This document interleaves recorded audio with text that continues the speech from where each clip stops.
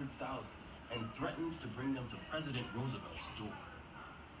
Randolph's actions forced Roosevelt to rethink his earlier position, and he signed an executive order banning discrimination in defense industries. Randolph called the event off, but the seed for a march on Washington had been planted.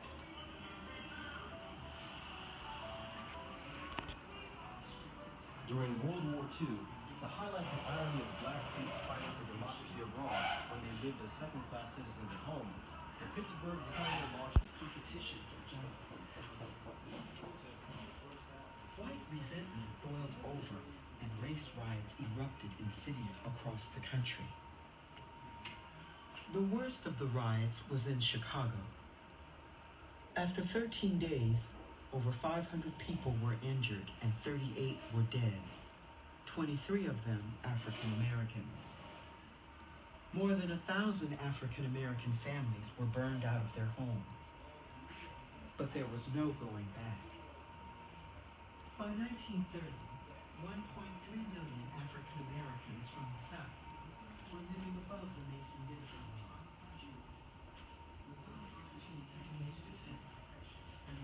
Wells mounted a campaign to stop the Ku Klux Klan's reign of terror and expose lynching's true objective: the perpetuation of segregation and the suppression of African American prosperity.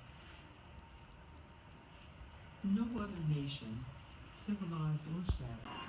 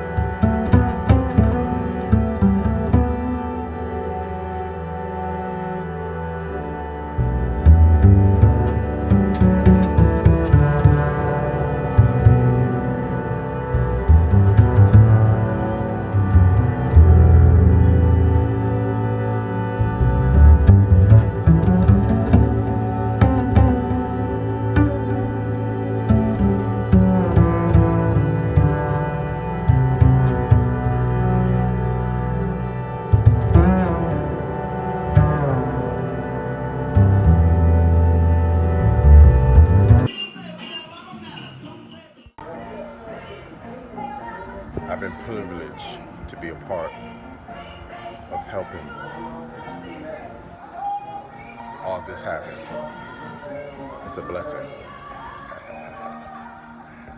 Hope you enjoy a little bit of it.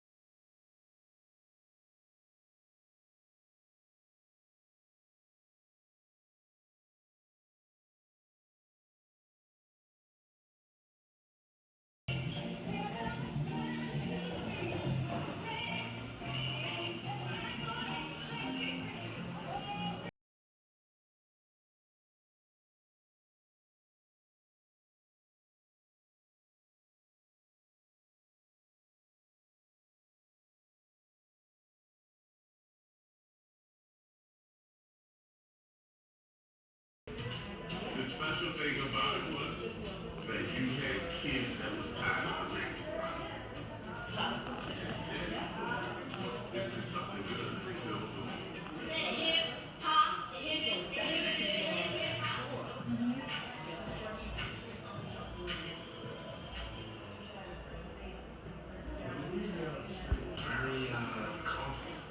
growing up. Music coming from everywhere. I mean, from the apartment, the open windows to the daylights.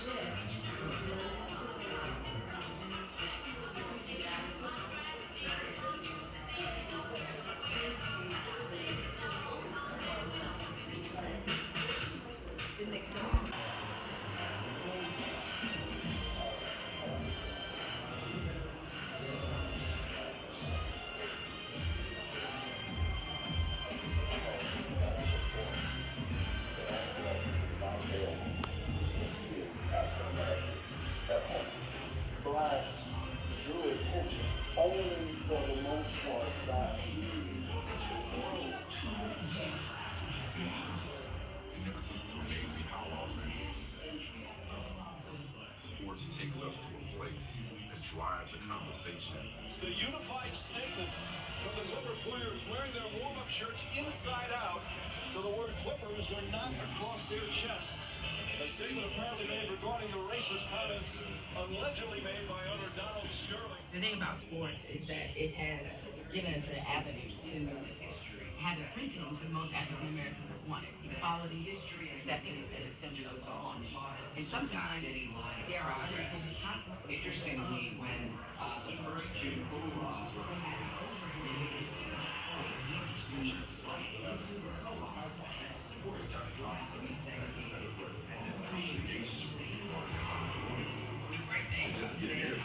It's more than a game to us. How is that not supposed to be more meaningful? In virtually any sport, it has been undeniable.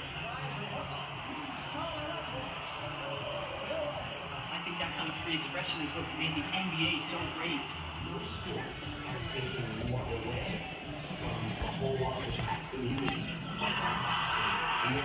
That ability to entertain and to be charismatic and to also win has been something that we've been blessed to see. that was never segregated after the establishment of Jim Crow, because a lot of very, very sleazy fight promoters knew that they could make a buck by pitting a white boxer against a black boxer. It was a way to actually prey upon and exploit the racism in society. You put a white boxer against a black boxer, and that sells tickets. What makes boxing then so important in the black community is when you fight for space for all of the lies that are pushed down people's throats about black inferiority. And that is the African sports.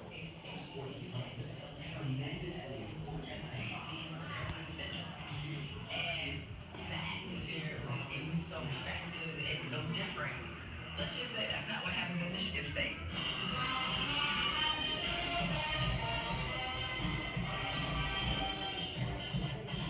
With historically black colleges, I mean, I think people often forget that was our only avenue, both for education and certainly when it came to sports. There was a long history, storied history of HBCUs turning out incredible talented players.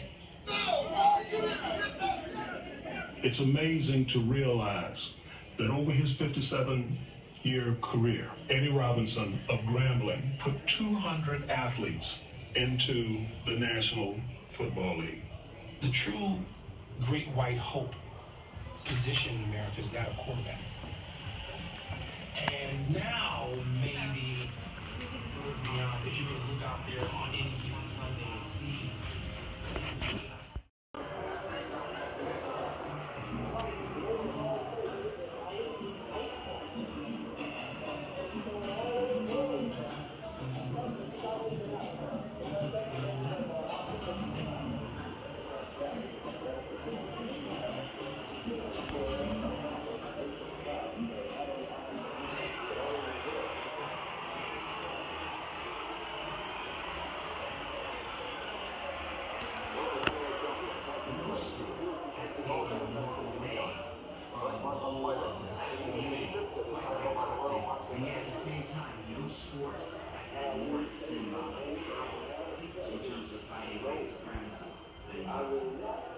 Boxing was the one sport that was never segregated after the establishment of Jim Crow, because a lot of very, very sleazy fight promoters knew that they could make a buck by pitting a white boxer against a black boxer. It was a way to actually prey upon and exploit racism in society. You put a white boxer against a black boxer, and that's self-defense. What makes boxing then so important in the black community is that then becomes this space where all the lies that are pushed down people's throats about their origin, tremendously important symbolic no matter what you think, racial justice, Mr. Muhammad Ali, religion showcase that excellence. Certainly have to admire his courage. Well, I would say black power was the same thing that white power is without the brutality. Like this is white power, the old school. Yeah.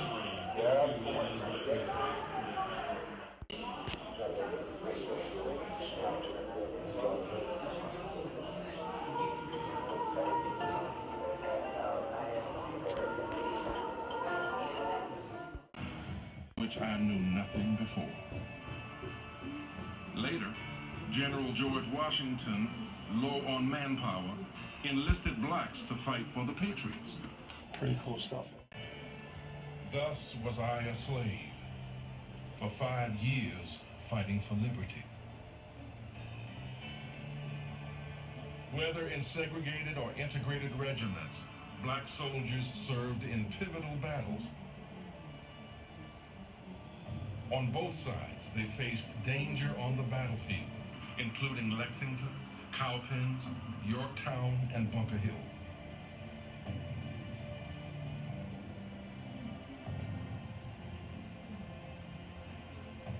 James Armstead, an enslaved man and Patriot spy, leaked misinformation to the British, risking his life so that America could clinch a victory at Yorktown and secure a British surrender.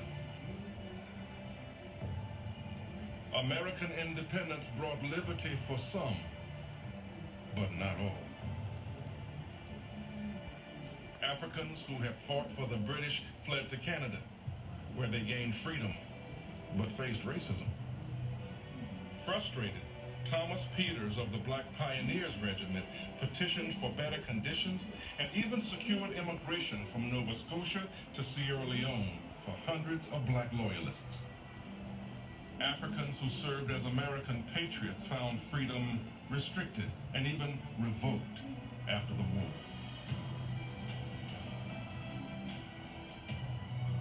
As the new nation continued to wrestle with slavery and freedom, African Americans inspired others throughout the Atlantic world to continue the fight for freedom.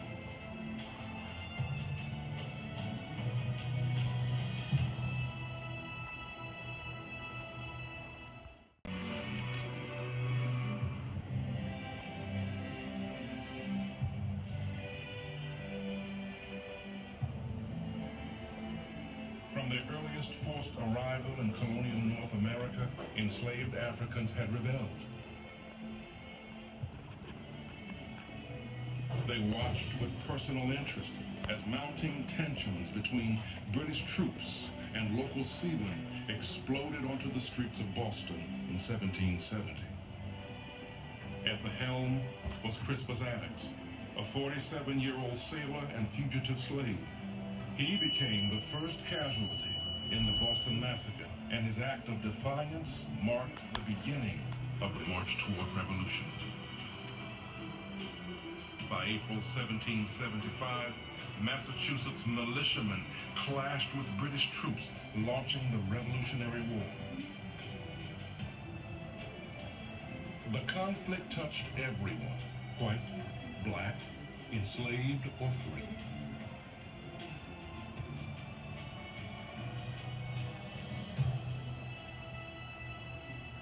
With much of colonial society built on human bondage, some felt that there was a paradox at the heart of the American Revolution.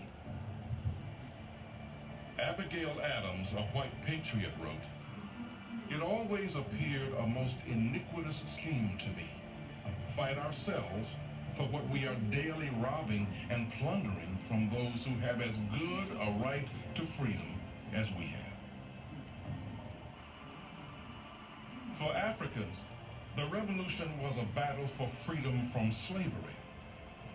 As 20% of the population, Africans could tip the scales of war and therefore could not be ignored.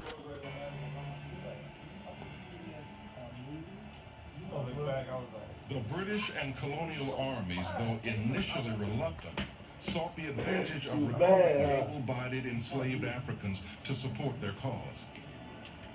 Africans aligned with whichever side offered the better promise of freedom. The British acted first.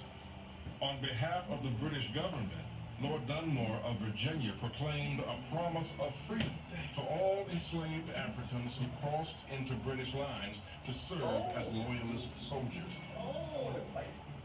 Boston King, a black loyalist, recalled, "They received me readily, and I began to feel the happiness of liberty, of which I knew nothing before."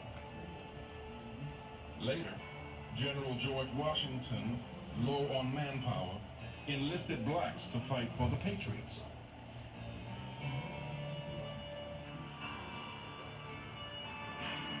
Black patriot Boyroe Brench remembered, "Thus was I a slave, for 5 years fighting for liberty." Whether in segregated or integrated regiments, black soldiers served in pivotal battles. On both sides, they faced danger on the battlefield, including Lexington, Cowpen, Yorktown, and Bunker Hill.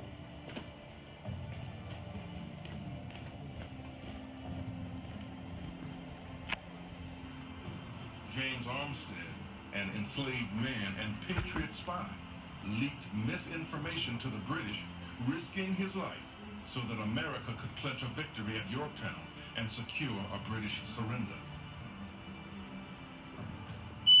American independence brought liberty for some, but not all. Africans who had fought for the British fled to Canada, where they gained freedom, but faced racism.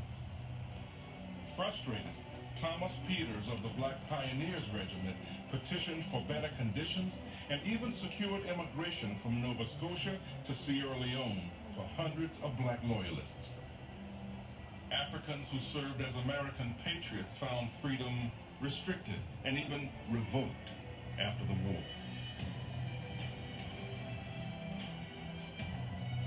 As the new nation continued to wrestle with slavery and freedom, African Americans inspired others throughout the Atlantic world to continue the fight for freedom.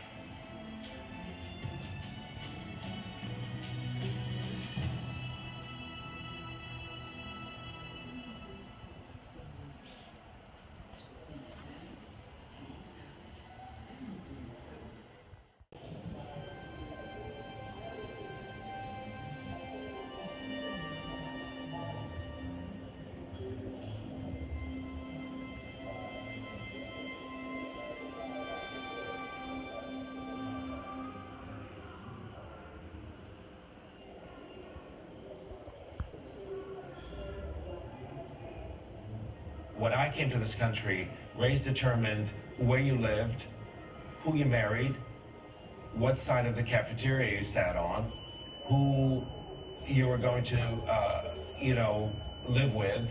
It had everything to do with everything.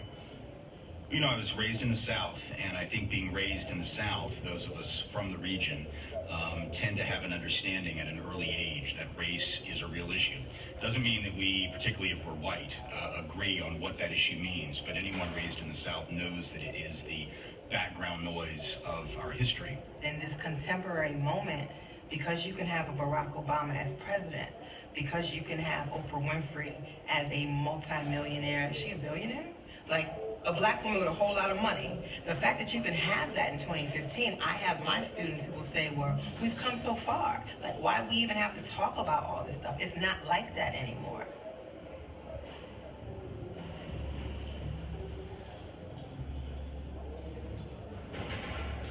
If you think nothing's changed in the past 50 years, ask somebody who lived through the Selma or Chicago or Los Angeles of the 1950s. Of course, a more common mistake is to suggest that Ferguson is an isolated incident, that racism is vanished, that the work that drew men and women to Selma is now complete.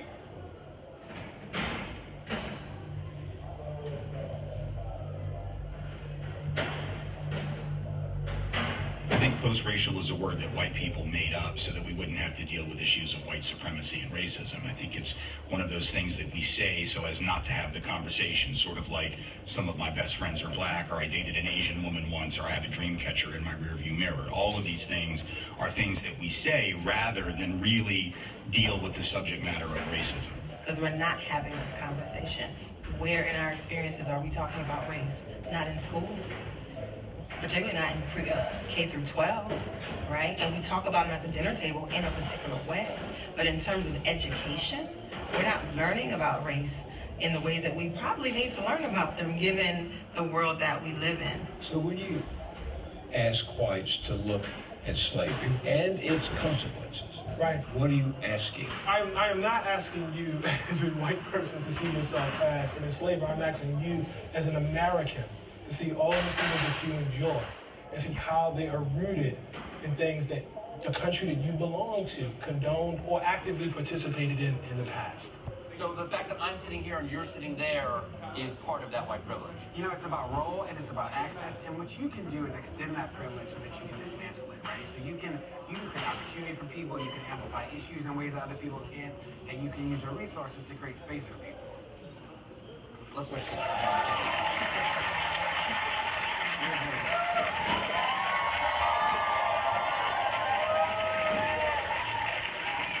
So, DeRay, is there anything you'd like to ask me about being white? Yeah, I'd love to know what you plan to do now that you understand your whiteness a little better to dismantle it. This is heritage. It's with us. It's with all of us. And it doesn't necessarily, it's not with you because you're white. You know, it's with you because you're an American. Just like it's with me because I'm an American. I have to live with this too. We must call upon the courage of those who were in this struggle long before any of us were born. We must tell the story, the whole story, 400-year story of African-American contribution to this nation's history from slavery to the present, without anger or apology. The problem we face today as a nation, make it plain, make it clear that there's still a great deal of pain that needs to be healed.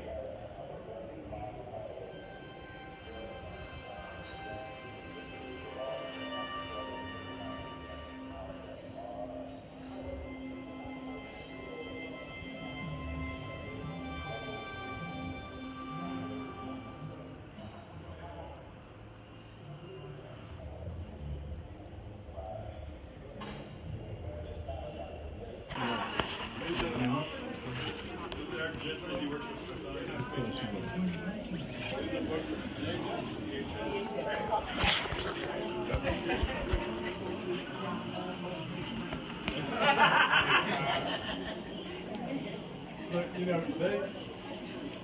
they kind of ran from this. We got to see over it.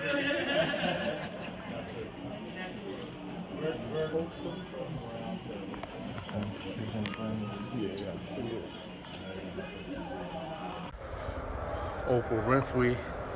Oprah Winfrey is in the house. She's about to come to our theater.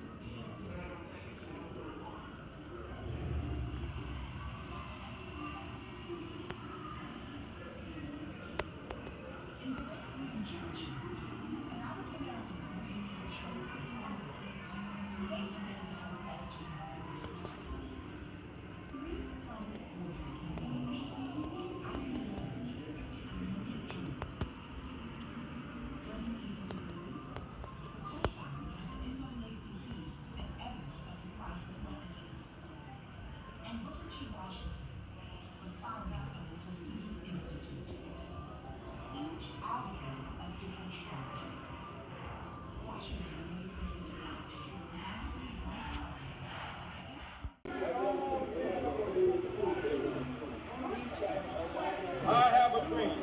What you and I have got to do is get involved. We are sick and tired of being sick and tired. It's going to be the ballot or the vote. Free at last, free at last. We declare our right on this earth to be a man, to be a human being, to be respected as a human being, to be given the rights of a human being in this society, on this earth, in this day, which we intend to bring into existence by any means necessary. Bring it in so we can eat in any color in the United States. Here we can walk to any school and take our children to any school in the United States. Those who want the same things that white citizens possess: complete equality, social, economic, and political. No force under the sun can stand and block and stop this civil rights revolution which is now underway. Until the killing of black men, black mothers, sons, becomes as important to the rest of the country as the killing of a white brother's son. We who believe in freedom cannot rest until this happens. Those that education and wait, we must say that we cannot be patient. We do not want our freedom gradually, but we want to be free now. All the people. Everybody knows that all the people don't have liberty, all the people don't have freedom, all the people don't have justice, and all the people don't have God. That means none of us do. We stand on the eve of a black revolution, brothers. Don't compromise. Until justice rose, We've got to build so much strength in building our community that if they come to get one person, they're going to have to mess with us all. That's what we got to do. That's what we got to do. We've got to build so much strength inside our community. When LB takes us some here boys who are will be say, hell no, we ain't. We have a movement ahead. Let nothing stop. If you can't fly, run. If you can't run, walk. If you can't walk, crawl. But by all means, keep moving.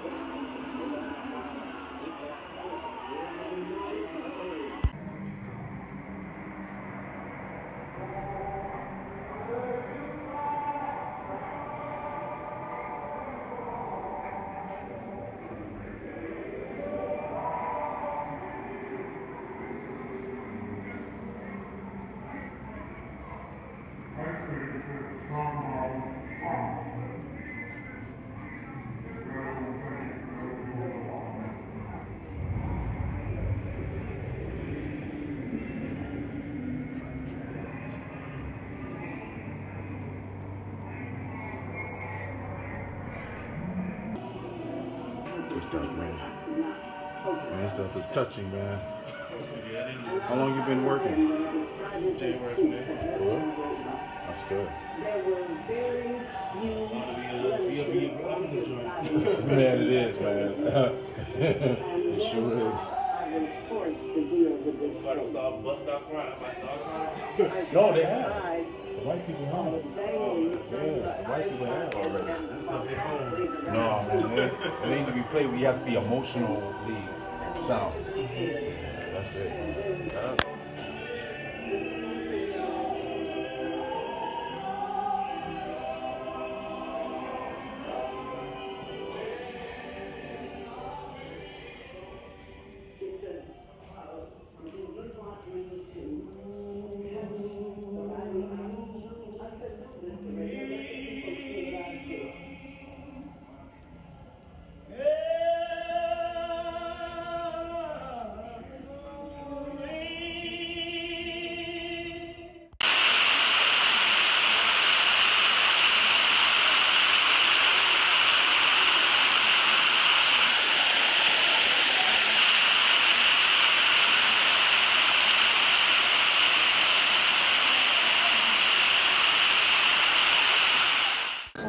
Way to build character. African Americans began playing basketball to encourage physical and mental fitness. For decades, the sport remained segregated, except for a few traveling teams that played black and white squads. By the late 1940s, the Harlem Globetrotters, a fiercely competitive group of exceptional athletes, was one of the most popular teams in the country. Due to segregation, the Globetrotters often played 2 games a day, one for blacks and one for whites.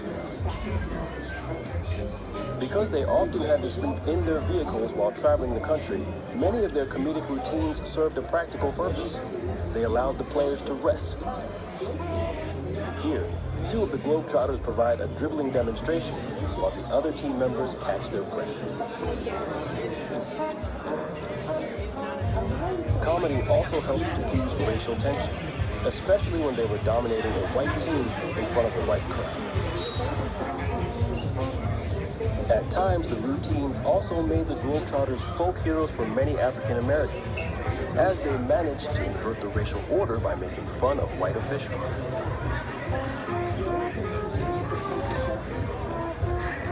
Into the 1940s, the Globetrotters and rivals the New York Rens were able to attract the most talented basketball players in the world, including Marquise Haynes and Goose T. In February 1948, the Globetrotters played one of the most important games in basketball history against the NBA champion Minneapolis Lakers. The Globetrotters' victory over the Lakers helped to convince the NBA to accept African American players. In 1950, several former members of the Harlem Globetrotters integrated the NBA, including Chuck Cooper, Sweetwater Clifton, and Earl Lloyd. Over the years, the Globetrotters developed more dazzling players, among them Curly Neal, Connie Hawkins, Wilt Chamberlain, and Meadowlark Lemon. Today, the Globetrotters are worldwide icons. Still on the road after nearly a century, they continue to surprise and delight crowds with their unique mix of humor and athletic prowess.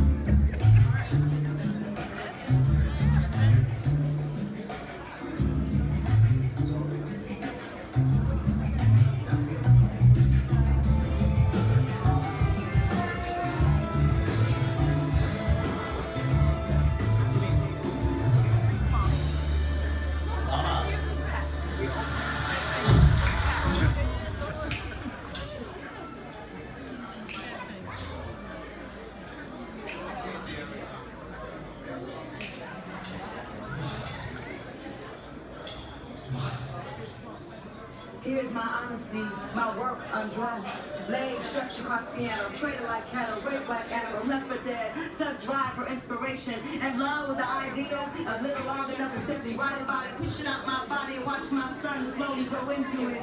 You said you wanted home. Is that what you want to do?